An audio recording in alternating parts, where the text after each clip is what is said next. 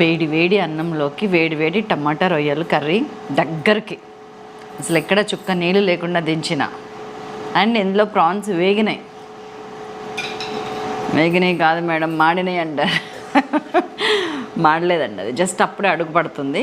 అది కూడా ఒక టేస్ట్ చాలా బాగుంటుంది. అట్లా మనం ఫ్రై మార్చుకొని తింటలే బాలే.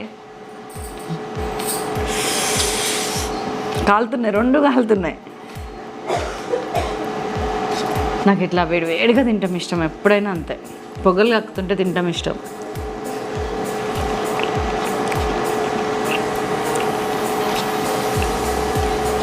రొయ్య పిచ్చ టేస్ట్ ఉంది, గ్రేవీ చెప్పక్కర్లా, అది రిపేర్నే.